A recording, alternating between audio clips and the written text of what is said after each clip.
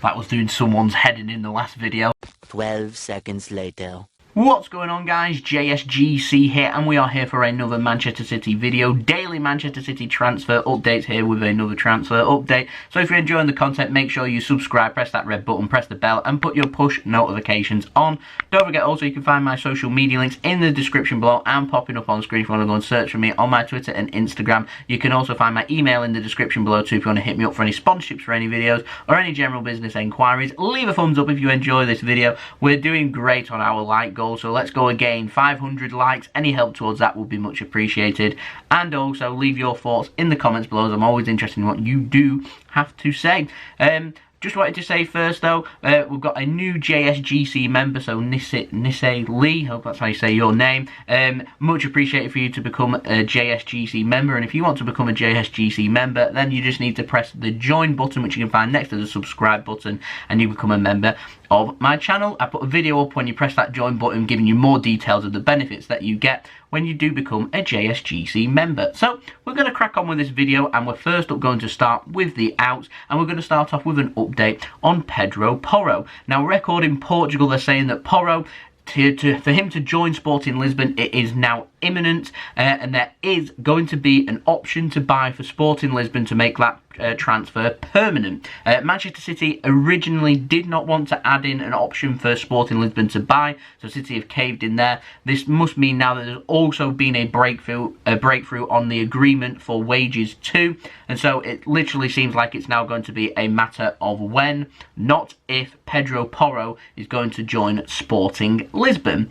Now, moving on, we have got a confirmed transfer. Luke Bolton, he has joined Dundee United, confirmed on loan for the rest of the season. So, best of luck to Luke. The Scottish divisions are starting to get their football seasons back underway for the 2020-2021 season, and Luke Bolton is going to spend the season out on loan at Dundee United. So, best of luck to him on his move north of the border. Now, we've got an update on David Silva as well.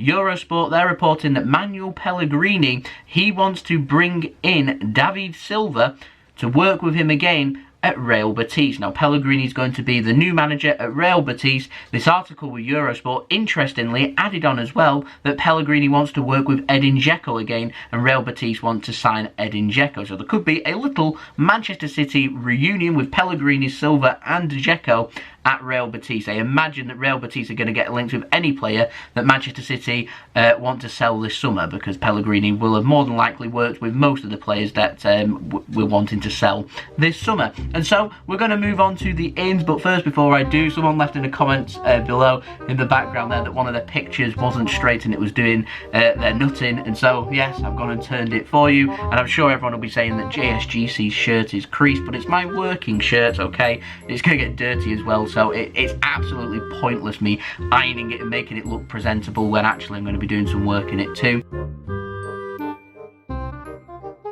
We're going to move on to the ins instead, and we're going to be speaking about Ferran Torres. We've got an update on him. Now, James Ducker at the Telegraph, he's been saying that Manchester City, they want to make Ferran Torres their first summer signing this summer. Now, Chicky has said that players must leave before Manchester City can bring any players in. Leroy Sané has already left Manchester City, and it's been reported by several sources that Ferran Torres will be Manchester City's replacement for Leroy Sané. With Sané already leaving, we've already sold that player, so we need to bring someone in. So it would make sense with Ferran Torres becoming the first player that Manchester City could sign this summer. Now, the latest with the deal is City still have not agreed a fee with Valencia at the time of me recording this video. City are still trying to negotiate a deal. City have already got agreements, according to rumours. Several sources in England and Spain have said that agreements are in place between Manchester City and Ferran Torres' representatives, and so personal terms should not be a problem to get agreed. Apparently, it will be a 5-year deal for Ferran Torres to become a Manchester City player. He has got 1 year left on his contract at Valencia. He doesn't want to sign a new contract there. Valencia are wanting to cash in. It is believed that Valencia are looking close to £40 million for the transfer, whereas Manchester City are wanting to pay around £30 million for the transfer, and City have also suggested possibly Yangel Herrera being part of the deal, but Valencia do not want Yangel Herrera as part of the deal. Would rather negotiate a separate deal for him. They'd rather have him on loan than a permanent transfer, so they are looking for cash. We have not had a breakthrough in a fee just yet. I'm hoping that City will be working hard this week to try and get that sorted, so potentially at some point, possibly next week before the Real Madrid game, we can get our first signing under our belts, and then we can all start focusing on the Champions League rather than trying to do Champions League and transfers at the same time. Now is an ideal time for City to be getting a couple of deals in the pipeline, I will say. Now, we've got an update on Cameron Coxe, not mentioned him in a little while, but the 21-year-old right-back, he could sign for Manchester City this summer after his contract with Cardiff City has ran out. Manchester City are favourites. Manchester City have been getting linked for the last couple of weeks. This is according to the Wales Online. I'm not too sure how reliable they are. I'm not too sure on how good Cameron Coxe is. I haven't had a chance to watch Cardiff City too many times this season, so perhaps anyone that's seen him play may be able to comment more. I don't know if he'd be used by the first team or whether he'd be loaned out, but 21 years old, I'm not too sure he'd be going into the EDS or City would be using him for a player for the CFG or to be loaned out.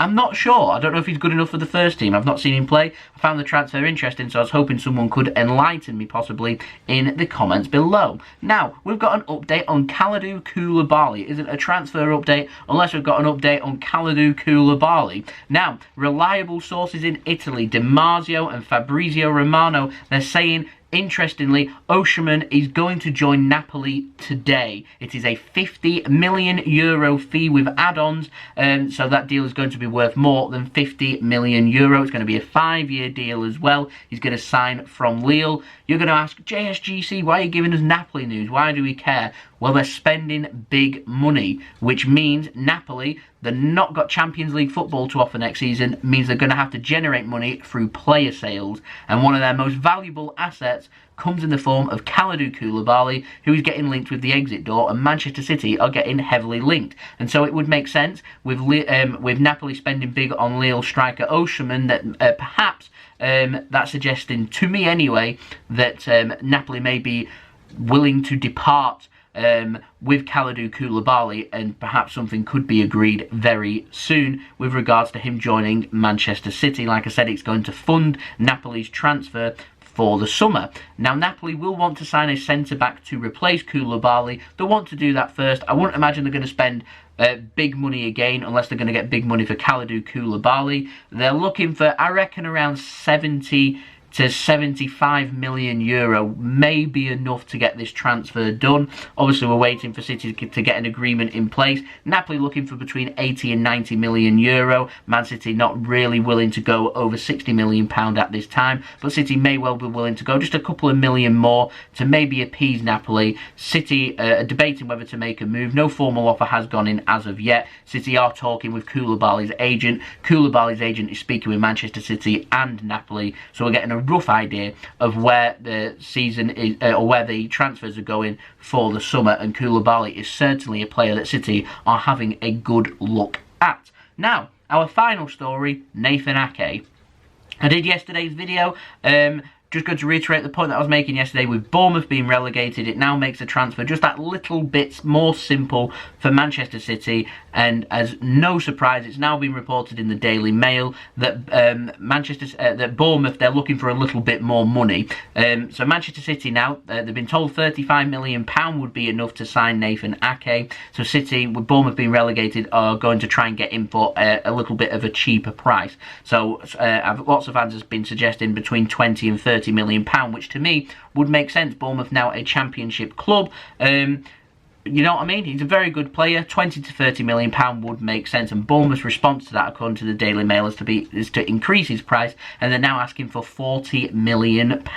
Now, they was asking for £40 million back in January when they were a Premier League club, and when the pandemic economy wasn't around. It is around now, so players are going for less, so it'd be crazy for City to pay anywhere near £40 million when that was his value back in January, and the value of that simply isn't there at this moment in time with the current economic climate. And so, yeah, I'd say around £30 million is what I'd be willing to spend. I reckon a 25 million plus 5 million in add-ons or something would be enough to secure Nathan Ake's signature. It's a transfer that I do feel could get done very quickly should Manchester City want to get it done. And it's all about if City want to sign him. I know some people have been speaking about Ake. City looking at 2 centre-backs. So Ake would be one. He'd be back up to Aymeric Laporte. City still looking at a top-class centre-back. So the signing, if we do sign Nathan Ake, would not affect our movement for a top-class centre-back. It'll be 2 centre-backs in at Manchester City if John Stones leaves. And if John Stones leaves, it'll more than likely be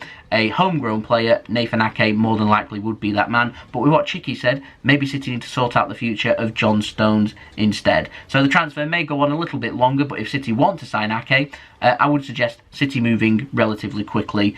But we're turning our attention to Ferran Torres at this moment in time. So there we go, that's been the video. Hope you enjoyed the video. If you did enjoy this video, make sure you leave a thumbs up so I know that you enjoyed this video. I'm aiming for 500 likes, so any help towards that would be much appreciated. Don't forget also, leave your thoughts in the comments below, as I'm always interested in what you do have to say. Subscribe if you're new around here, press that red button, press the bell and put your push notifications on. Aiming for 9,000 subscribers, so any help towards that would be much appreciated. At the time of recording this video, we're now less than 400 subscribers, so your support has been tremendous so far throughout the last few weeks, months and years, so it's much appreciated by me. Don't forget also, social media links in the description below and popping up on screen if you want to go and follow me on my Twitter and Instagram. Email also in the description below too if you want to hit me up for any sponsorships for any videos or any general business enquiries. And I'll see you all again for the next video. So I've been JSGC with my creased working top and a straight picture in the background as well. I'll see you all again very soon for the next video. Hope everyone is safe and well. Thank you for watching. Peace. Ciao for now.